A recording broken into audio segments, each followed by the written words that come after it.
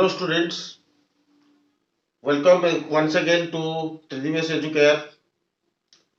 Last video that I have promised you to go to the next video which will be containing that the next property of the circle, that is about your that of the segment and arc property.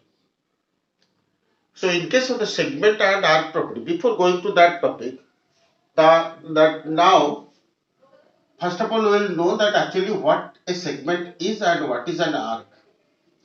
So when we say that one segment, in case of a circle, if any part of the circumference is taken out, as you know that this is an arc. But whenever the same arc it will be enclosed by means of one chord, then we can say that this enclosed part is said to be one segment. And now here we can say that this is a sort of minor segment, whereas this entire one, the left one, that is said to be your major segment. Similarly, whenever we consider one arc, definitely it must have a certain angle with that of your center. Consider that if we are joining to this AO and OB, then we are getting an angle which is formed due to this arc. And when we are considering about that of the arc, the angle which is formed at the center, that is said to be the angle subtended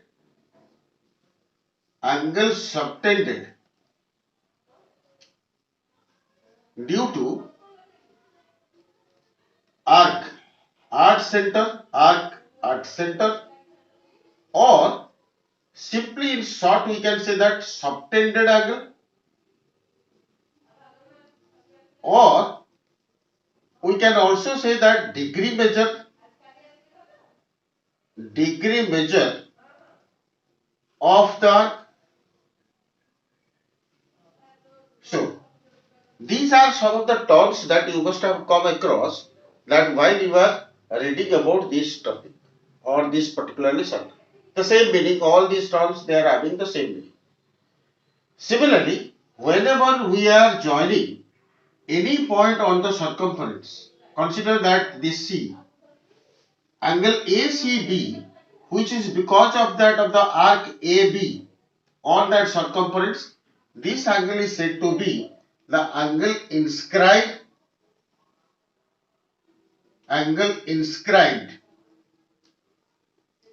due to arc, or in short we can say that inscribed angle, or we can also say that angle subtended due to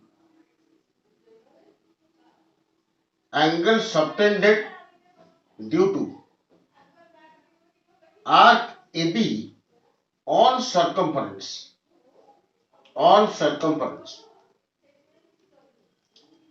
So try to understand these terms. All these terms have the same meaning. In different books that you might have seen, that different terms may be there, but all these are having the same meaning. Today in this video that we are going to discuss about that of the angles relating to that of the arc, how they are related, and to that of the segments. So in this that we'll discuss about that the angles relating to that of the arc and the segments. So on the basis of that, the first theorem which says that on the basis of this property, that the angle and arc property, the very first theorem that says in case of a circle under this property, that the theorem number 1. In your book that may be having different theorem number, but under this property, this is the first property or first theorem, that according to which in a circle the angle subtended due to an arc at the center, angle subtended due to an arc at center is twice the angle inscribed due to the same arc on the circumference. Try to understand the statement. The angle subtended due to the arc at center is twice, two times the angle subtended due to the same arc on the circumference, or we can say that degree measure of that angle arc AB at center is twice the angle subtended due to the same arc on the circumference. So now in this case what happens? That means in total we can say briefly that we can say we have to prove that angle AOB, which is the angle subtended due to that arc AB. So angle AOB, that is twice the angle ACB, that we have to prove. Now try to understand this one, that we have to prove. So how will prove what the relationship is there? So that is why now it is necessary that one construction. By construction now what will happen? If we will join to that CO and produced. Now CO is produced up to an extent of P, point P on the circumference. So construction, that we can write CO is produced to P. Now how will prove then? What sorts of proof that how will prove? Imagine now we are getting two triangles, and one triangle AOC and the other triangle BOC. In this case, this is one triangle and this is another triangle. So in these two cases that if you will see, AO and OC both are equal because they are radius. Similarly, OC and OB are equal, that is also radius. So in this case we can say AO, OB and OC, all these three are equal. Now here in case of triangle AOC, just see to that triangle AOC, we can say that exterior angle AOP.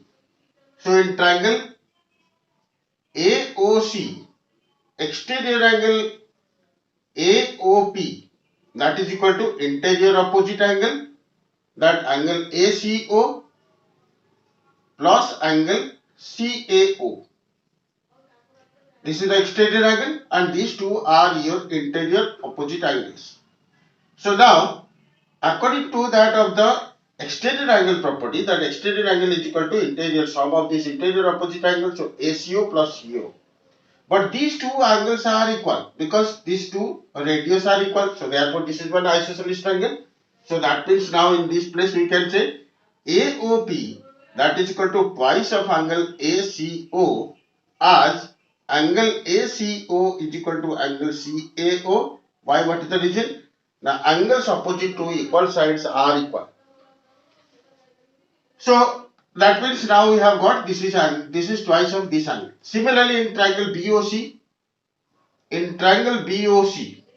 now we can say exterior angle BOP, this angle. Exterior angle BOP, that is equal to interior opposite angle BCO plus angle OBC.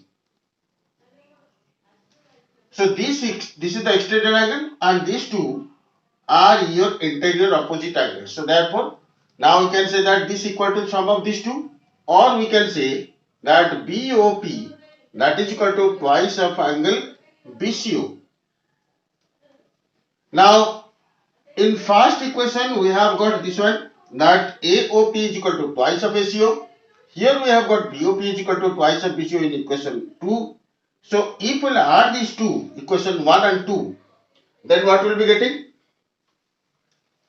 If we will be adding to this AOP, angle AOP plus angle BOP, therefore twice taking common, it becomes ACO plus BCO, ACO plus angle BCO, or we can say that twice of angle ACB. So just AOP and BOP, that is equal to this total angle AOB. So this implies angle AOB is equal to twice of angle ACB.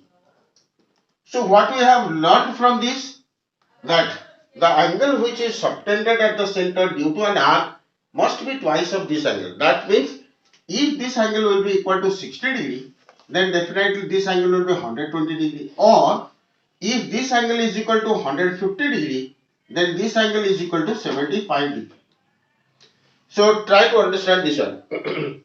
So this is a sort of thing, this the theorem, first theorem on this regard, that the angle subtended at the center due to any arc is twice the angle formed on the circumference due to the same arc. This can also be done in case of your obtuse angle or reflex angle also.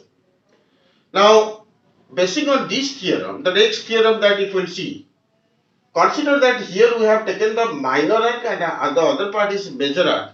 But if it will be exactly equal, then what will happen?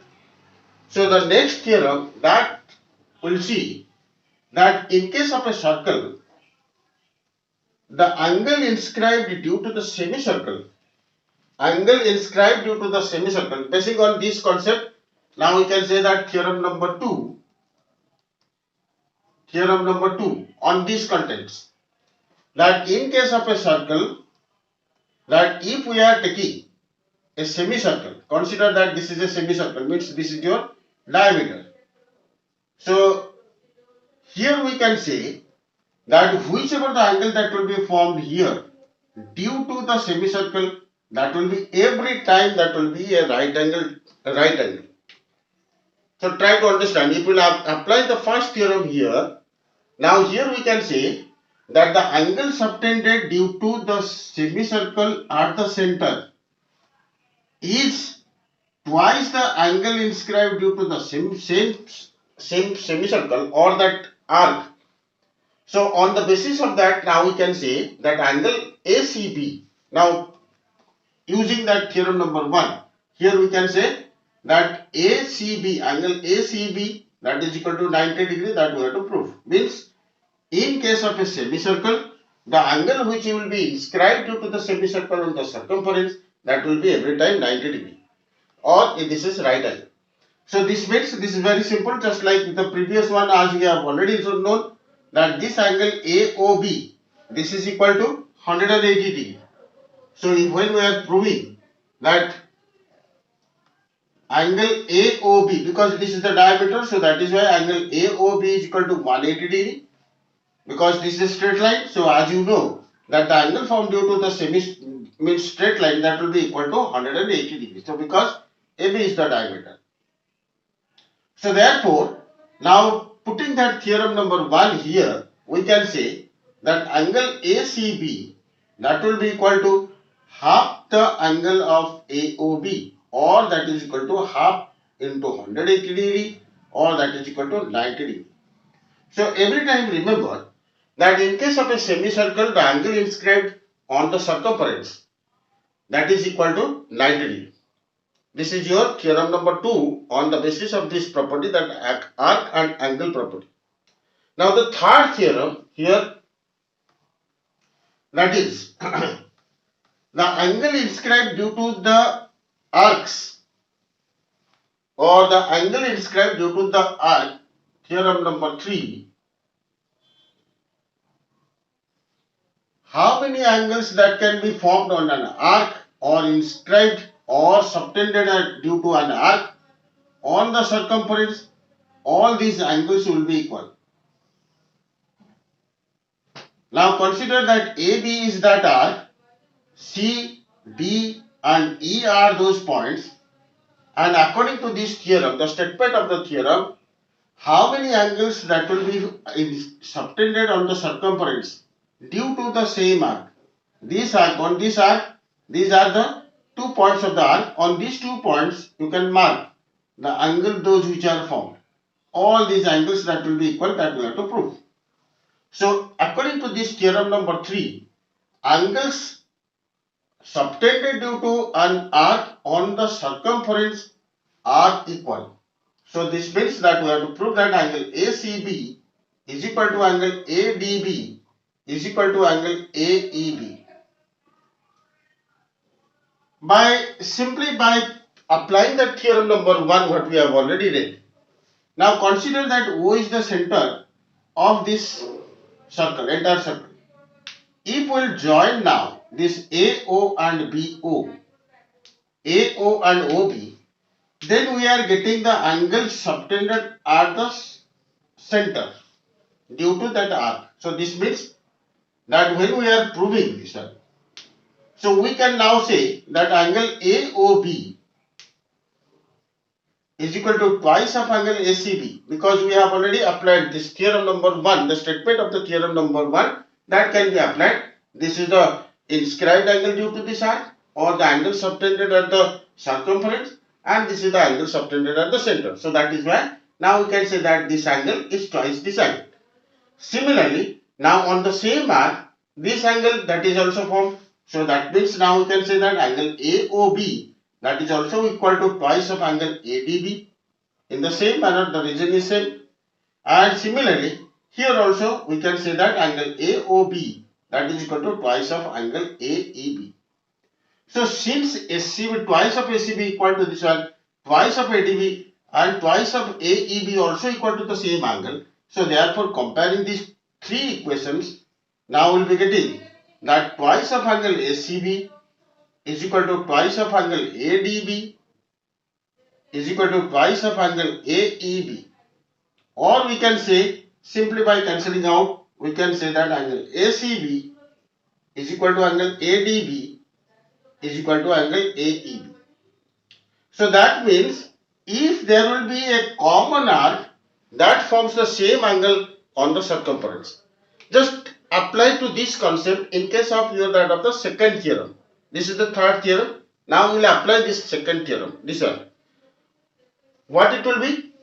Now if there will be a semicircle, consider that there will be a semicircle, and whichever the angle, how many angles that will be formed due to the semicircle, if we apply that theorem number 3, now here you consider that this is your semicircle. Now how many angles that will be formed here? All these angles that will be also 90 degree, or each one will be a right angle triangle. Suppose AB is the diameter and C, D, P, Q, all these it will be equal to 90 degree, because already we have seen that those angles that will be formed on the circumference due to the same arc, means this side the arc. So because of this, these two arc, that will be 90, one will be 90 degree, and similarly here also it will be 90 degree. So therefore every time remember, because of the semicircle, that on the circumference how many angles that will be formed, each angle will be right angle.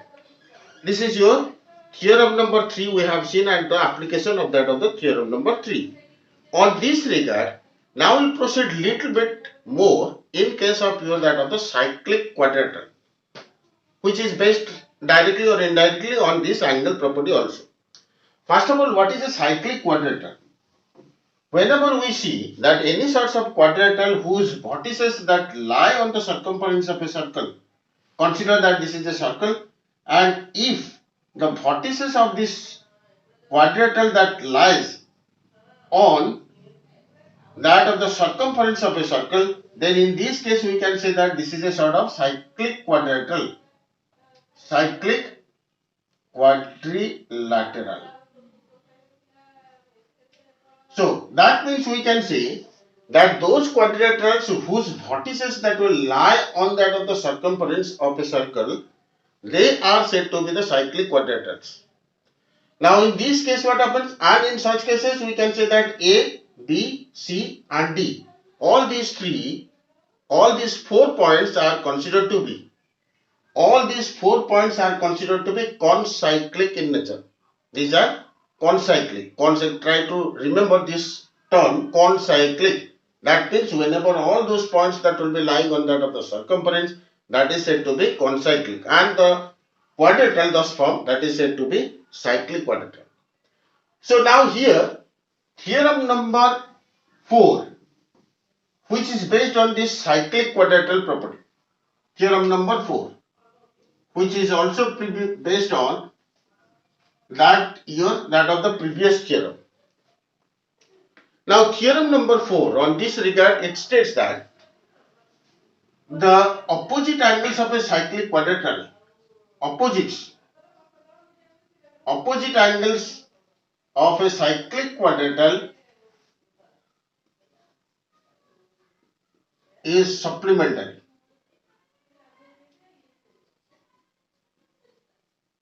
Are supplementary.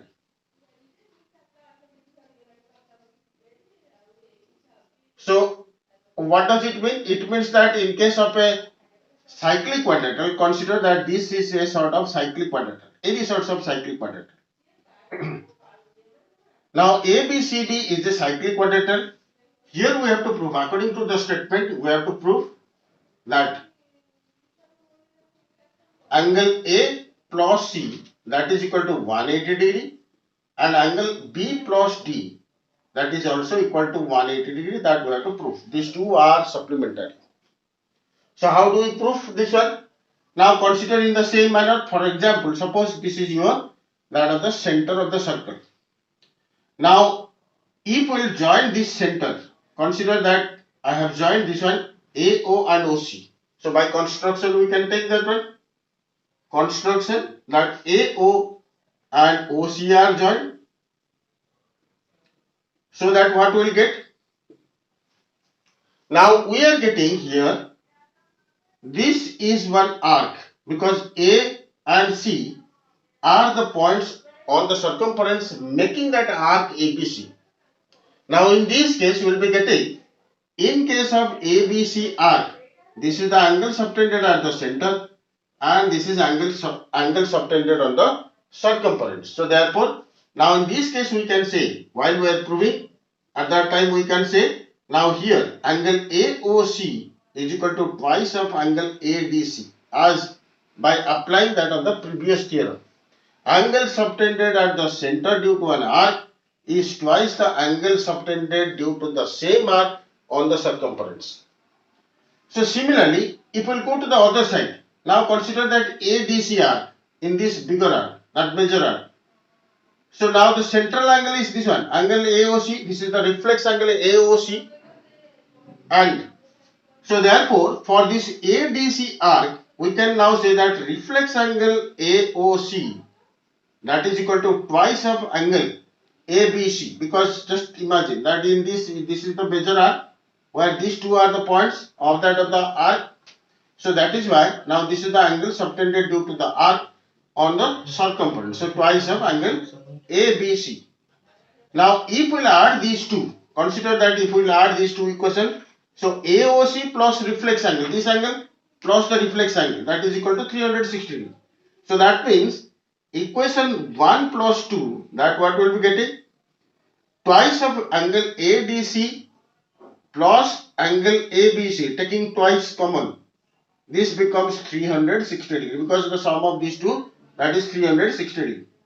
So therefore, now angle ADC plus angle ABC, that is equal to 360 degree upon 2, that is equal to 180 degree. Or we can say that these two angles that are supplementary, this angle and this angle, both are supplementary. Similarly, we can also prove that angle A and angle C, sum of these two, that is supplementary. Or in other words, now we can define the cyclic quadrilateral in another way. By after knowing that of the properties of these angles, now we can say that those quadrilaterals are cyclic. In that case, definitely the sum of these opposite angles must be supplementary. That means, in other words, we can say in a quadrilateral, if the opposite pairs of the angles that will be supplementary, then definitely it will be a cyclic quadrilateral. Say for example, in case of square, rectangle, in all these cases that we have already seen, that opposite angles are 90 degrees, so that means definitely they are cyclic. Now on the basis of that cyclic quadrilateral, the second property, that second theorem, or we can say that theorem number 5, that states another property of that cyclic quadrilateral. Now in this case, what happens? In case of theorem number 5 on this property, so when we say that theorem number 5, which is based on that cyclic quadrilateral, we have already seen that the sum of the opposite angles, that will be 180 degree. Now consider that this is a sort of cyclic quadrilateral where this is the angle, exterior angle formed by producing one of these sides. So now in this case, this is also another property that we can prove, that in case of a cyclic quadrilateral, if any one of the side is produced such that the exterior angle thus formed will be equal to one of its interior opposite angle. So in this case, according to the statement, try to understand the statement.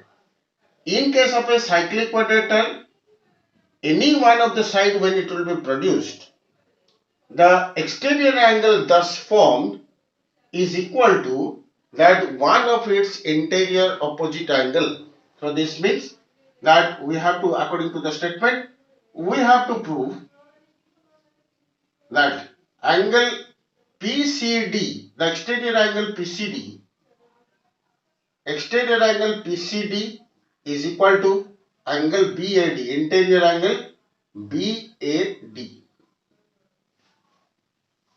So in the same manner, just applying to that of the previous theorem, now we can prove this one. How it will be proved?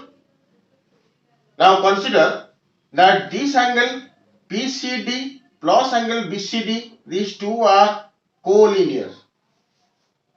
These two are collinear, or we can say that these two makes the linear pair. So that is why the sum of these two adjacent angles, that will be 180 degrees. So that means now we can say that angle number BCD plus angle PCD, that is equal to 180 degree, because these angles are forming a linear pair. Linear pair, as you know, that the sum of these angles, that must be equal to 180 degree, because they are lying on the straight line.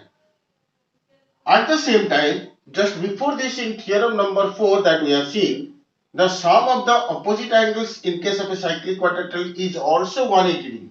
So according to that theorem number 4, we have seen that angle BCD plus angle BAD, that is also equal to 180 degree. From that theorem number 4, we have seen that in case of a cyclic quadrilateral, the sum of the opposite angles, that will be 180 degree. So comparing these two equations, equation number 1 and equation number 2, now we can say that angle BCD plus angle PCD is equal to angle BCD plus angle BAD. If we compare these two, equation 1 and 2, then the sum of these two and sum of these two, that will be equal. So therefore, cancelling out these two, we are getting angle PCD, the exterior angle thus formed, is equal to angle BAD equal to the interior opposite angle. If suppose consider that this angle is equal to 150 degree, then definitely this angle also 150 degree. If this is 30 degree, so similar.